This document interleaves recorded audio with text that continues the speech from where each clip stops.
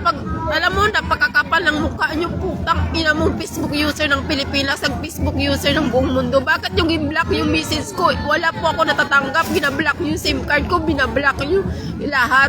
Anong klase kang utak ang ining presidente ka ng Pilipinas? Eh lahat hawak ko naman, wala kayong karapatan.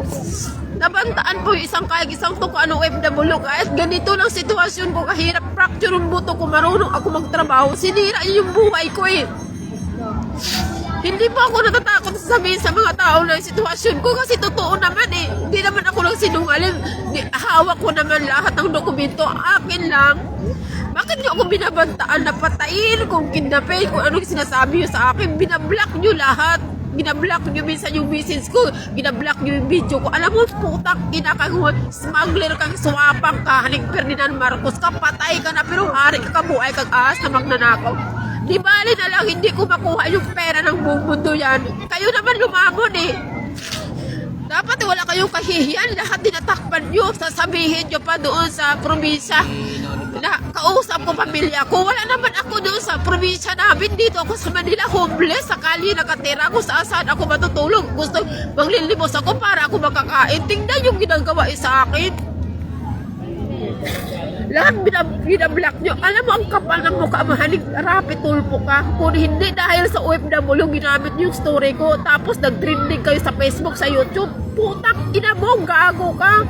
Hindi ko, wala kang kahihiyan. Talaga, hindi ako natatakot. Kasi totoo ang sinasabi ko. Hindi naman ako sinungaling. Pero kayo ang number 1, kaswapang, kasmagler ni Sara Duterte, kang si Ferdinand Marcos. Wala talaga kayong putak o kaluluwa. Tingnan yung ginagawa sa akin. Wala kayong bituka.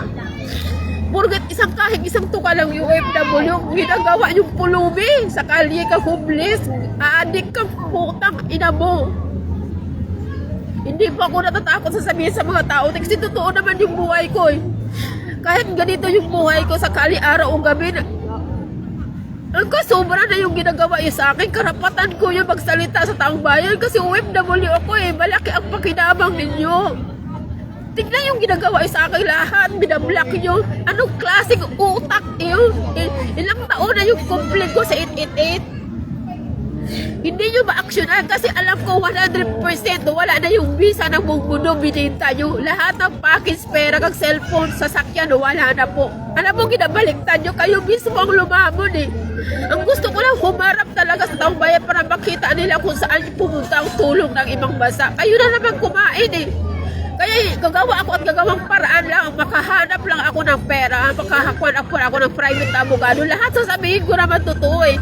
Lahat kasi binayaran nyo mula Quezon City. Ako naman nanalo doon sa main office ng IDLRC sa Quezon City. Bakit yun?